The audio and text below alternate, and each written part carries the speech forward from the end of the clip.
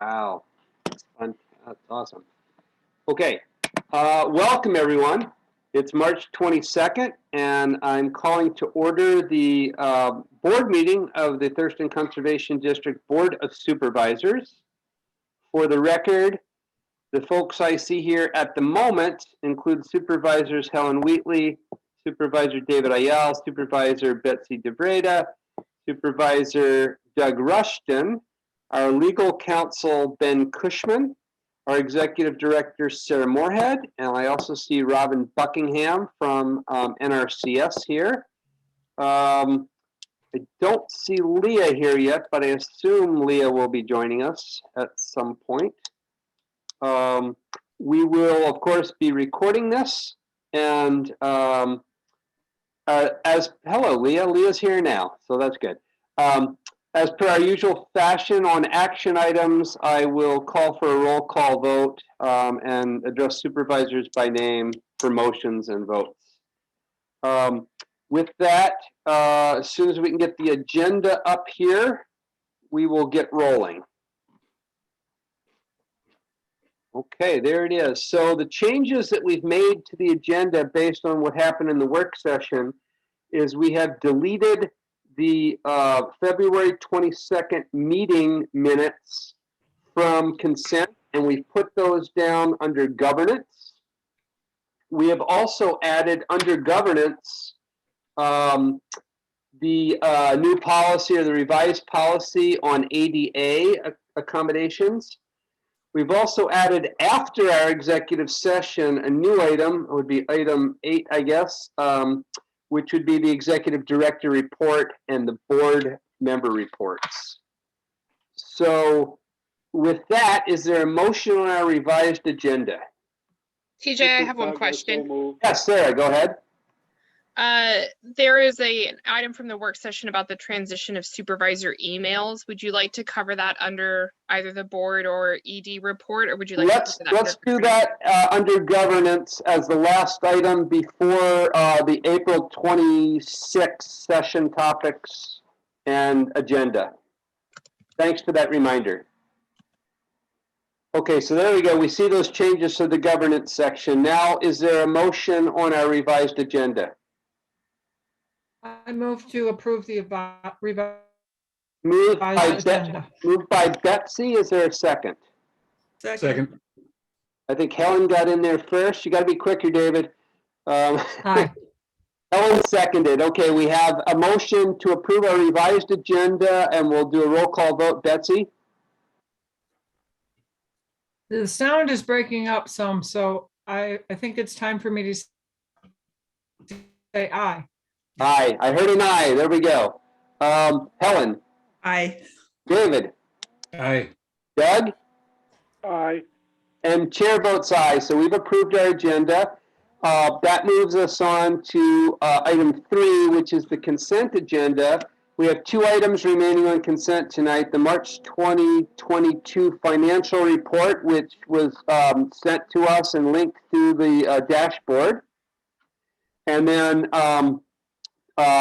an authorization for the RCO 22-1216 Restoration Creekside Chehalis Confluence Project.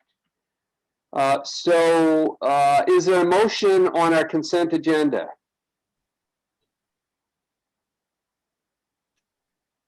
This is Doug. Also move. I move to approve the consent agenda. I think Doug got in there first. I will take Betsy as a second on that. We'll move to a vote on consent. Doug? Yes. Aye. Betsy? Aye. David? Aye. Helen? Aye. And chair votes aye. We've passed consent by unanimous vote. That moves us to item 4, the public comment. This is a point at which any member of the public can address the board for up to 3 minutes on a relevant issue. I don't see any member of the public here tonight, but I will stop here and ask if there's any member of the public that wishes to address the board at this point.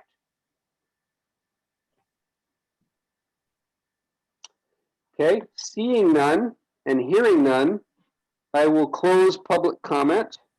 And we will move on to item 5, our partner reports. First up here is NRCS, and we have Robin with us tonight. Always great to hear from NRCS. So, Robin, the floor is yours.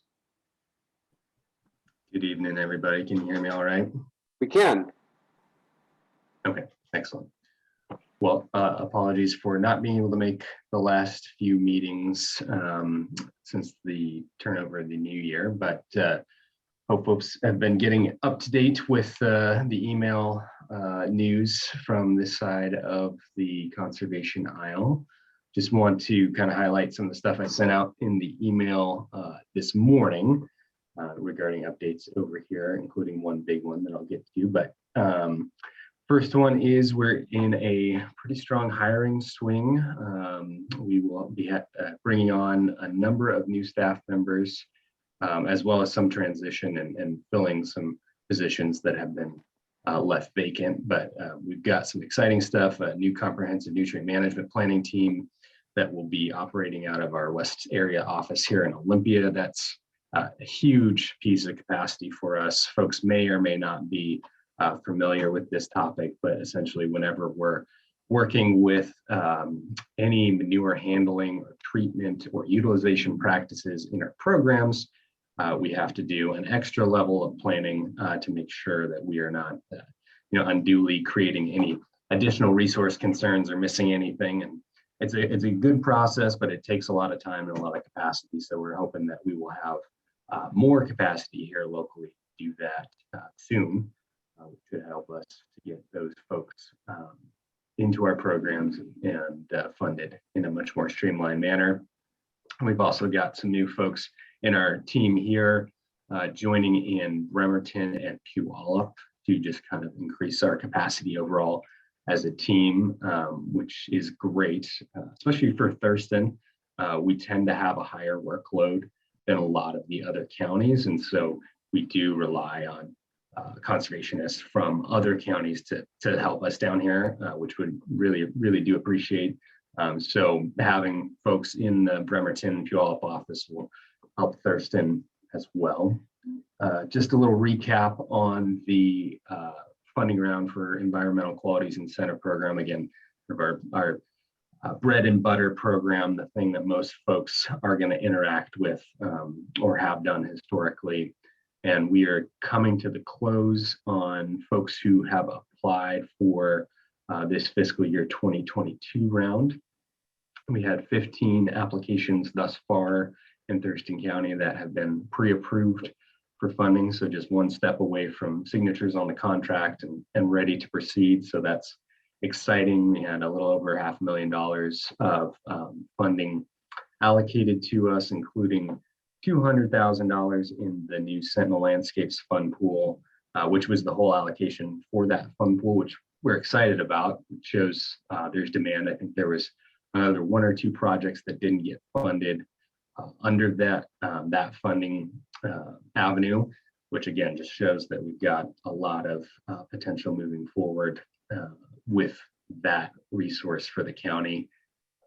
I think I've mentioned it before, but it's very rare for a county to have such a geographically specific fund pool dedicated to the producers there. So it's going to be a great resource for folks going forward and tie into a lot of the other good work that's going on with the Sentinel Landscapes group. So let's see, we've got additional funds being requested from national headquarters to try and fund folks farther down on the list. No timeline or specific dollar amount that I can give you at this point, but we are trying to make as much headway as we can on folks who applied this year. Conservation Stewardship Program will be next on our agenda. The sign up for that ends on the 31st of this month. And we've had a pretty good response. We've had 8 applications, which I think quadruples most of our years for CSP. So that's a good thing. And again, this one has been really targeted at forest landowners at this point. It fits real well with their operations on this side of the state. And we've had a strong response from those folks. So looking forward to it being another way to reach the forestry landowners in our county. And we're also going to be changing things up a little bit. DNR has their own cost share program opportunities coming out here. And I believe this year, I haven't been too up to date on it, to be honest with you, but that's going to change how we have traditionally funded those landowners. Got a little bit of competition, I guess you could say, but it's all for the good to have other folks who have funding to support pre-commercial thinning or planting or habitat structures out in the forest. That's all good. We will probably be trying to look at other ways to support the work that DNR is doing going forward. And then the last thing on that list there is that as of next Monday, I'm going to be transitioning out of the position here in Olympia. I will still be with NRCS and still be in the same position, but we'll be relocating to our Mount Vernon field office to be closer to family up there. My sister and brother-in-law, nieces and nephews live off of Bow Hill Road up outside of Burlington. So we get to go be closer to them and yeah, have a new set of producers to work with and a new area to enjoy. So really, really have to commend TCD for all the great work that it's been doing here, especially just being able to come back and see over the last 2 years, all the initiatives that the district has going, all the great staff over there. It's been really, really, really inspiring and made me feel great to see. And also, excuse me, you know, just seeing the relationship between NRCS and the CD kind of grow back together. That's been really great as well, and something I hope continues. I think we can we have a lot of synergy to tap into that we may not have really fully taken advantage of in the last decade or so. But so that's for me. Thank you all. It's been really great to work with you, or at least make presentations to you once every couple months. And I'm sure I'll be around and see you all in various capacities, even as I relocate up to Mount Vernon. But that's about all I've got on the list tonight. Unless folks have questions for me, I'd probably leave it there and jump off the meeting. Are there any questions for Robin? Yeah, this is Doug. I can see you must be moving because your bookshelf is bare behind you, so you must have been in transit. I've always enjoyed our interactions, Robin. They've been positive, and I just wish you really, really grand time in Mount Vernon. That's a really great area up there. Thanks, Doug. I appreciate it. I have a couple of quick questions, Robin. You mentioned early on that Thurston has a higher workload than some of the surrounding counties, and so you're drawing these other resources. Mm-hmm. Why is it? What is it that's going on here that's different than other places? Yeah, I think there's a number of things going on, and I can take a stab at providing some reason why that may be. One would be, to give full credit to Jeff Sotek, who was in this position for 30 years before I came on board. He did a great job of getting our programs out in front of people and being engaged in the community and just kind of selling the programs. And so that probably drummed up a lot of interest and just a general awareness of our programs. And being in a place for 30 years gives a pretty solid anchor, whereas, a lot of offices, maybe 5 or 10 years would be a long tenure. Jeff really, really had his finger on the pulse of what was going on. Other pieces that play into that, I think we have some components of our agricultural community that align well. We have a lot of dairies. Well, I shouldn't say a lot of dairies. We have dairies in this county, less than we used to. But I think we're still hovering a little south of a dozen, maybe 9 or 10 now. Whereas Pierce County, for instance, has 0. Mason and Kitsap have 0. Nope, take that back. Pierce has 1. So, those producers just aren't present there, and we work a lot with them.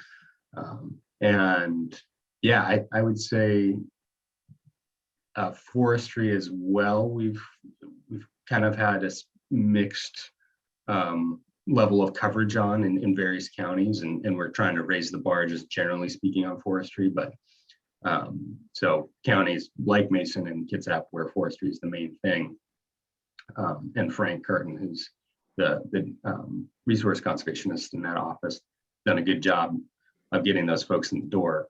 That may not have been the case, kind of historically. And again, just outreach and getting folks aware that those opportunities are out there. So plus Thurston is, just, yes, exactly. Also, Sarah has done a great job of chairing the local working group for the last several years. And again, I think the district in general has done a great job of kind of making folks aware of all of their options to plug into. So those are some reasons. I'm sure there's others.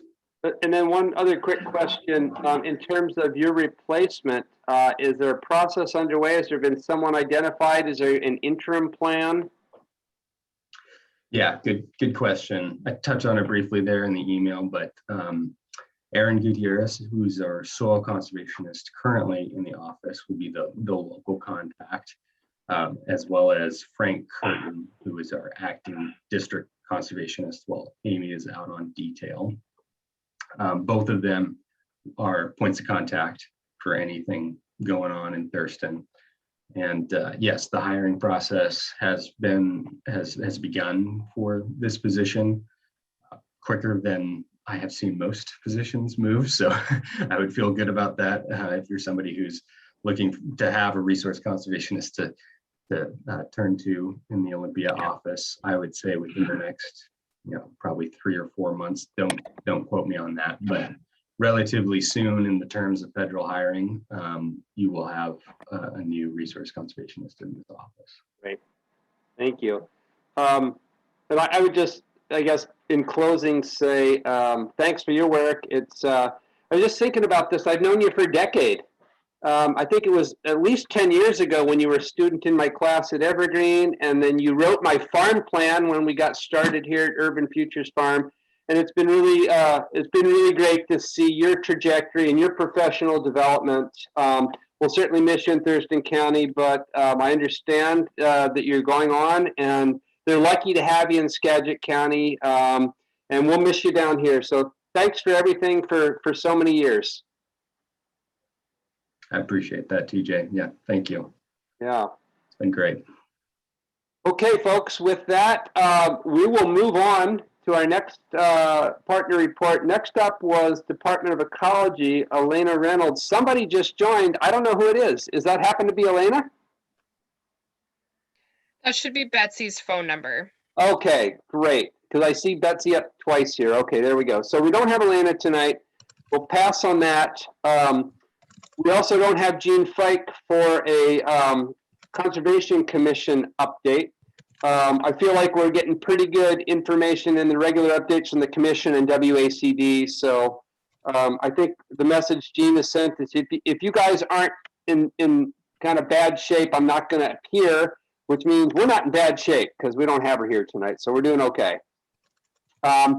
That then moves us to the last couple, WACD, NACD. Doug submitted written reports, but he also indicated he had a little bit extra to add to that. So Doug, the floor is yours.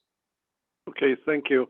And I will send this information that I'm going to talk about to Leah and Sarah so it can be dispersed to the rest of the board because it's got some hyperlinks on it if you want deeper information. First off is NACD. It's got its issue papers developed for this session, the congressional session. There's an appropriations one on forestry, one on wildlife, one on climate change, and then a watershed one. And I'll provide a link to get to those so you can see. They're one-pagers. Generally what they're used for is for when the states and territories go to the NACD fly-in, which is started today, which is my segue into the fly-in part. We had 2 meetings this morning, one at 10 with Kilmer and one at 10:30 with Strickland. And we've got 5 more set up, and they're currently being set up all the time. Ryan Bay from the WACD and Lori Gonzalez from the commissioner setting those up. And the way the fly-in works is we work with NRCS statewide and also the Conservation Commission and WACD. And in my role as national director, I'm usually the one that goes to those. But this year we have Michael Crowder as our national president, and he's also a Benton CD supervisor. So I said, why have me when you can get the president? So the president is doing what he can, and I think that's a good thing.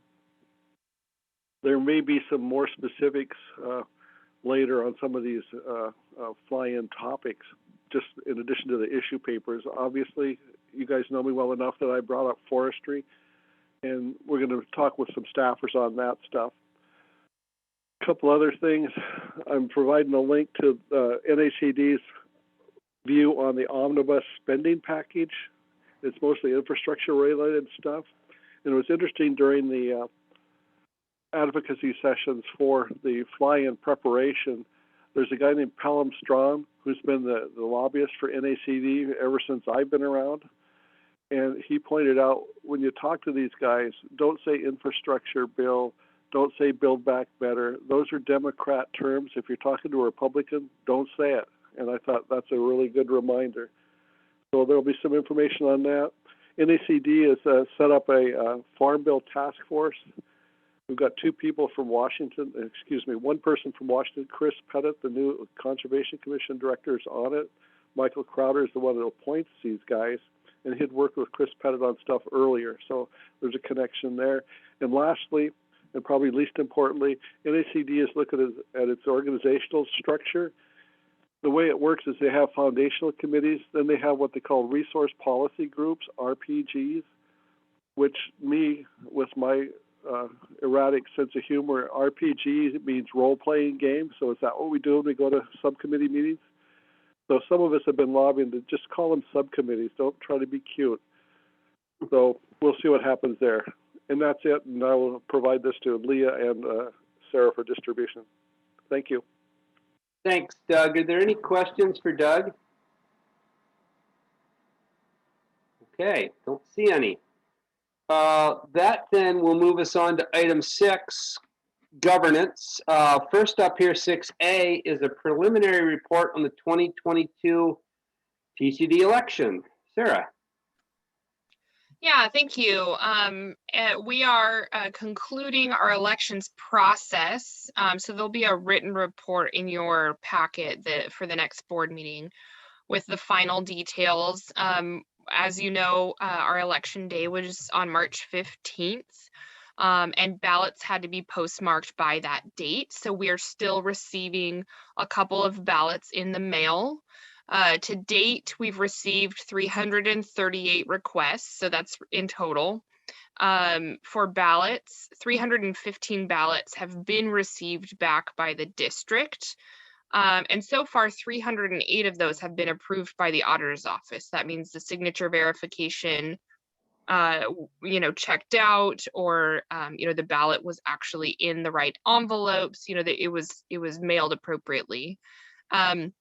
This Friday is the sort of last day, the last step of the process for the election.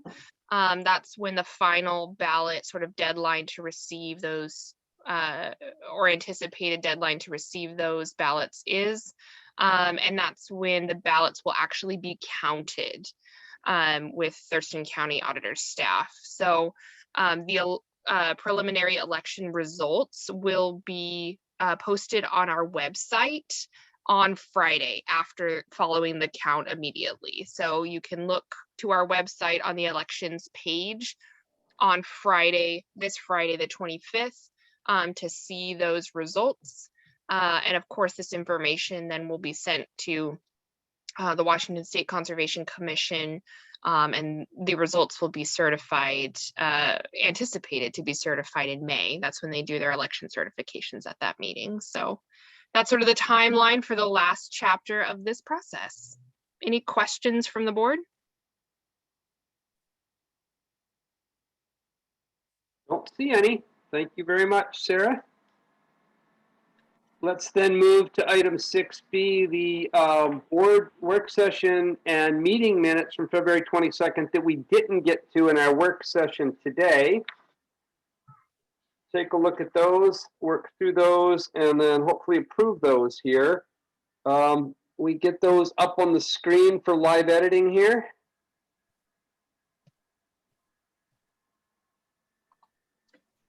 Can you guys see it? Yes. Fabulous. Let's take it up to the first page there if we could. We'll work through this page by page. Are there comments on the first page? I have one line 9. There's something wrong with that. It should read, we'll get to line 9 here. It's the first thing under summary of actions.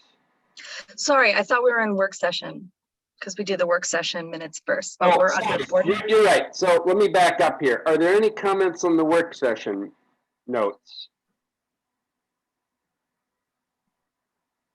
Okay, don't hear any on that. Sorry about that, Leah. Now, I believe there's something wrong with line 9 here. I think it should read, the staff will compile, and then the rest of it can stand. TCD staff will compile. There you go. Anything else from board members on item 1, or sorry, page 1? Okay, hearing none. Is there anything on page 2?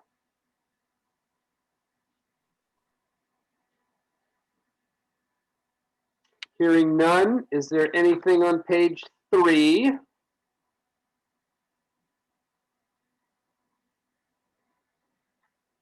Hearing none. Is there anything on page 4?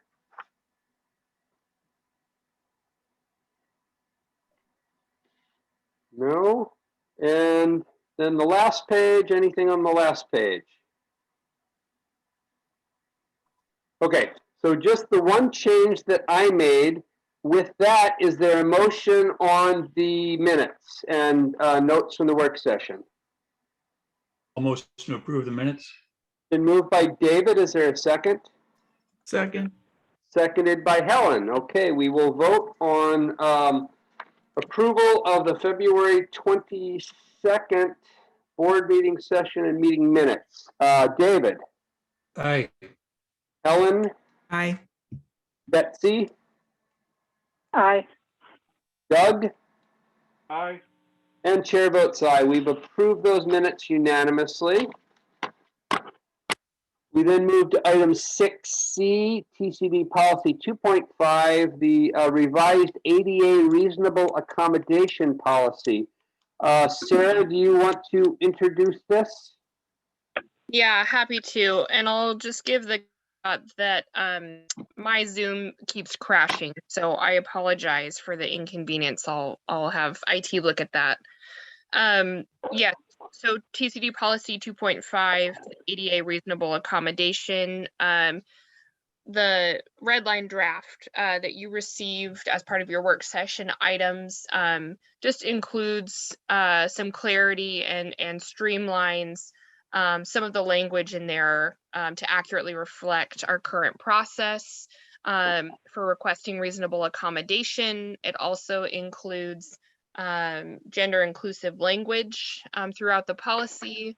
So it's a policy update just to reflect current process and make the language, just clarify the language in that policy. I'm happy to take a look or entertain any questions if you'd like to pull it up on the screen.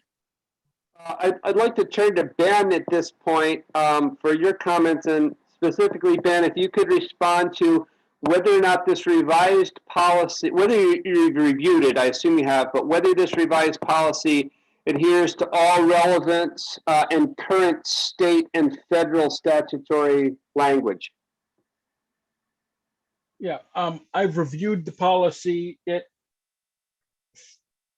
fills in a gap in official policy that is not really a gap in our procedure. So it's just a clarification of existing policy statements to comport with existing policy. It's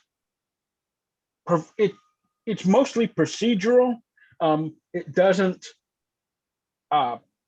It's not intended to track the substantive evaluation. It's mostly procedural.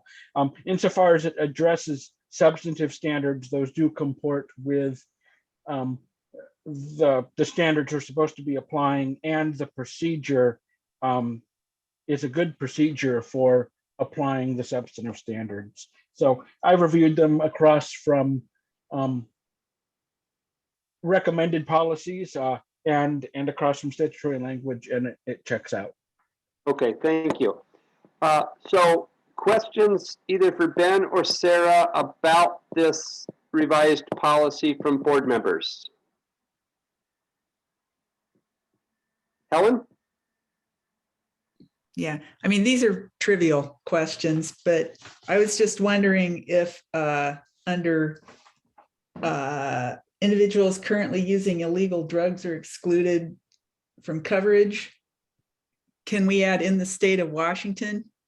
Or would that be advisable to add that just to cover some things that are federally more illegal than they are state illegal? Is that a good idea, or just is that kind of predetermined by state policy anyway? Let me think about that. I think it's a good idea.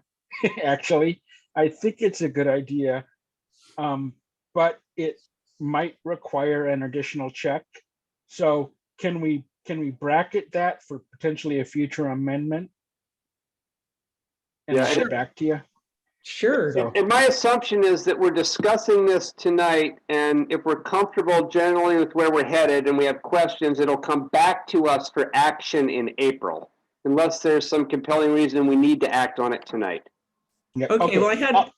I'll take a quick look at that. I'll take a quick look at that in the meantime. It's a good question, and it actually presents some interesting issues under the ADA to have that exclusion. So, but I have to get back to you on it. So. Okay, and then there was one other question that I had real quick, and that was under reasonable accommodation for current employees. Number 4, if more specific information is needed, the executive director may request additional information from a physician.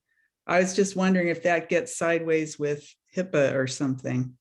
Or is that okay? It just doesn't seem to be correct that the executive director can just directly request information.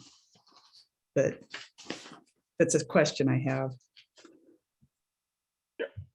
I can look at that one too. I think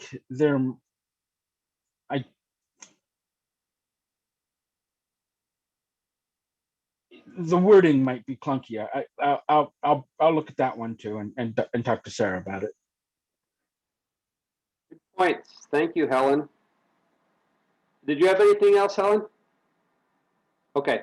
Other questions, comments from board members? I like Helen's catch on what she just mentioned. I think that's a good thing on HIPAA.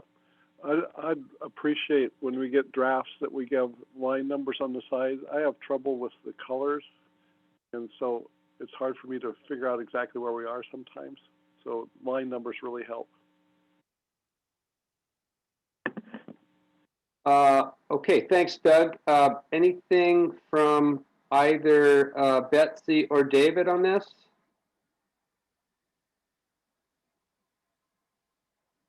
Good. Okay. I'm Okay. good. Not hearing anything from either of them. So to summarize, we've got a couple of questions we're asking Ben to do some research on.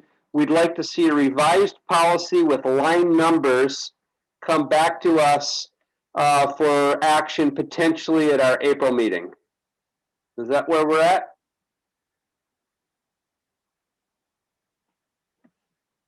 Sarah, is that clear to you? Yep, sounds great on my end. Okay, there we go. Thank y'all. Let's then go to next item on our governance, which is Board Supervisor email transition. Sarah. Yeah, the Washington State Conservation Commission has hosted and created emails for board supervisors. That's the @conservewa email addresses. All of you, except for TJ, currently have those email addresses created by the State Conservation Commission. They are no longer going to be hosting board supervisor emails. And we'll be transitioning out rather quickly through the end of this month, or after the end of this month on those emails. There is some information about having WACD take over the subscriptions of those to allow for districts to have some transition time, but not in perpetuity. My recommendation to the board is that we create board supervisor emails with the @thurstoncd.com email identifier, both for branding the board as members of the TCD board and a part of the organization, and 2, for public disclosure request reasons. We've had some issues in the past with supervisor compliance, certainly not in this current board iteration, but former ones, with public disclosure for email communications. And this would add board supervisors to our network, and our IT services can ensure that we have accurate public disclosure request fulfillment. So my recommendation would be to just now start generating new emails on our TCD network for each supervisor, and then help you transition to using a separate email system. Okay, questions for Sarah about this proposal? Just one quick question. This is something that you guys will set up and then give us the email. There's nothing we need to do at the moment, correct? That's correct. Other questions? Yeah, this is Doug. A couple of comments. WACD continues to look at maybe some long-term thing, but I think at this point, Sarah's characterized it exactly like it was said at our board meeting. And the other thing of going to Thurston CD is it increases our branding just a tiny bit. I think that's a good thing. I guess one question I would have, Sarah, is for those of us that don't routinely delete emails and save them for a while in case we want to go back to them, is there going to be a way to transition our existing email archive, if you will, to this new system, or are we going to start from scratch and not be able to access messages that we've saved along the way? One thing is there is a way to export and download your current emails from your current email system. I'll have to talk with IT services about whether or not those are transferable and you can like upload them into your new email system or not. They may just be downloaded as files that you can refer to on your computer or you know your board dashboard or something like that. That might be an option. So that's something I can look into and get back to the board. Yeah, I'd appreciate that if we could know that, whether we need to deal with something before the transition or whether we can move them into our new system. Anything else on this topic from board folks? I see Helen has a hand. Go ahead, Helen. Yeah, I think this might be a good, as we do this, it might be a good time to have a brief presentation on good practices for maintaining our records. Because I for one, just save everything because I feel like that's what I ought to be doing. So, you know, maybe a review for all of us on what the best practices are for preserving records. Good idea. Yeah. Thumbs up to that. Okay. All right. So you have direction on that one, Sarah. Then that moves us to the last item on governance, which is planning for our next work session and board meeting in April. Do we have a draft of that to look at, Sarah? Yes. Let me know if you see it on your. Yes, it's up. Okay, there you go. Looks very similar to this month's work session there. Minutes, continued priority of the CEC, COVID updates, etc. Some staff presentation to be announced. And then let's move down and take a look at the agenda. We could scroll down to that.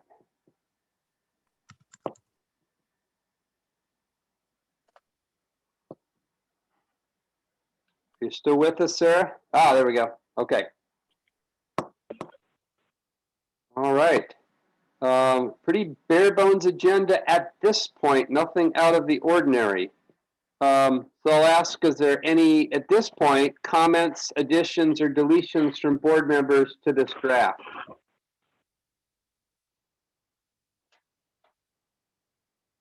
Doug has a hand. Yep, go Doug. Thank you. My understanding is that Wade will be back at Sleeping Lady this year, and we might talk about who's going to go to that, and how we'd pay for it, what funds, and then maybe the same thing for the summer tour of NACD, which will be in San Juan, Puerto Rico, which to me is a little harder to justify than going to Leavenworth. Doug, wasn't there something happening in Hawaii too, like the Western Conference or something? That's the Pacific Region meeting, which I should point out to you guys, I'm no longer the Pacific Region chair. I didn't go to Orlando, so they voted me out. Congratulations or condolences, whatever's appropriate. Well, I didn't want to go to DeSantis's party. Okay, so we have a draft here. We'll see it obviously several more times, but this is a working document to lead us towards April. Thank you, Sarah, for that. With that, Hey, can I say another thing? Yeah, go ahead, Doug. I really like the way Sarah and you put these agendas together. You know, they go together really well. They're pretty simple, so that's a plus. But you know, we don't have to change them much, and if we do, it's no big deal. Thank you both for that. Yeah, and let's thank Leah too for coordinating a lot of that traffic. Yeah, sorry, Leah. Yeah, and as I think Sarah's message said earlier today, that this new approach we've taken on for the last 3 months of combined meetings once a month, whatever, it seems to be working pretty well for the staff. Personally, as a board member, I think it's working pretty well. We're getting through our meetings pretty efficiently. And so our model's, I guess, working at this point, and if it doesn't in the future, we'll change it. But unless anyone disagrees, this seems to be a great idea that we all had last fall. You're too good. All right. With that, we're going to come back to item 7. We have an executive session scheduled here to discuss potential litigation with our legal counsel. This is permitted under RCW 42.30.110I. We will move into an executive session I expect will last no longer than 10 minutes. We will take no actions in that executive session. When that executive session concludes, we will come back to public meeting for a report out and for the last item on our agenda here. The participants in that executive session will include all the board members. It will include the executive director, and it will include our legal counsel, Mr. Cushman. So with that, as soon as we see the note here from Sarah, we'll all transition over to a separate room for a 5 to 10 minute executive session.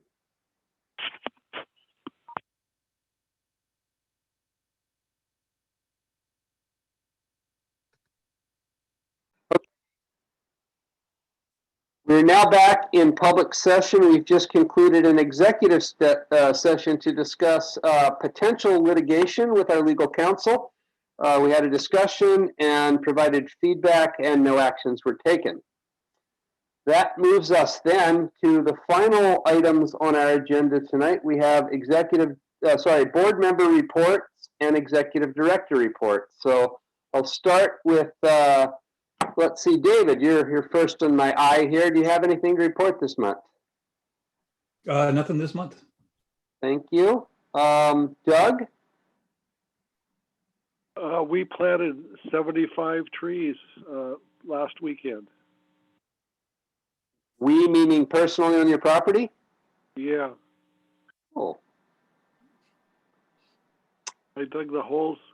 My wife put the trees in and we filled them together.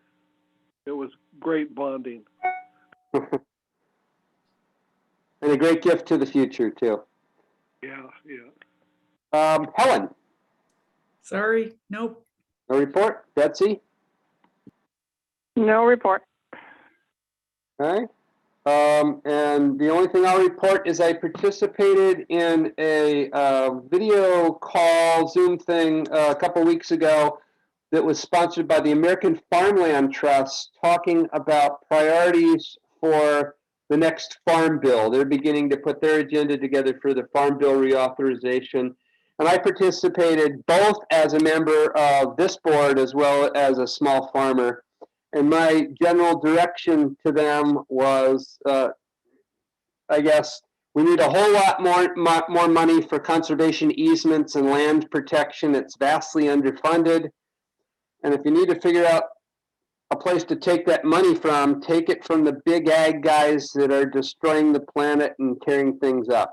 And that's pretty much, I think, was the consensus of the stakeholders that participated in the call. There'll be some others as we move forward with the Farm Bill. I guess I'm now on their stakeholder committee for Farm Bill. So I'll keep you updated on that. But they have a full-time lobbyist in DC, and they're moving towards what I would say is a pretty aggressive agenda for refocusing the priorities in the Farm Bill more towards climate change, land preservation, and sustainable agriculture.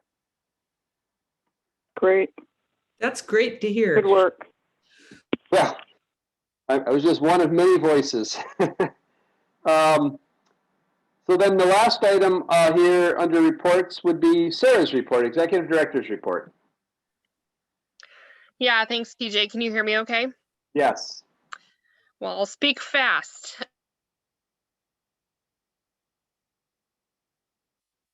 You're speaking fast. Ah, That was really fast. Really fast. It slid right by us. Very, very fast. maybe, How's it working now? Okay. yes. All right. Well, I will, in the meantime, also call in, and that way we can transition my speaking, and maybe that will help. Assuming you all can hear me, I wanted to.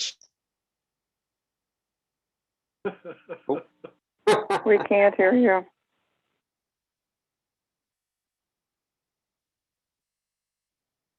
She's a fast typer. Maybe she could chat it all.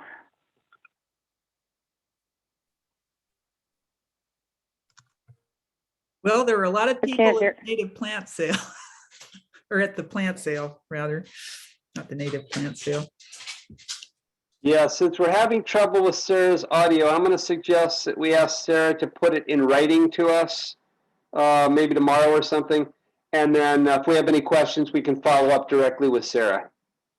Okay? Or do you want to give her a minute? Because she said she was going to call in. Try. Yeah, and if we do have her put it in writing, can we have it published as part of the next board meeting agenda so it makes it into the public record? Great idea. Thank you, Ben.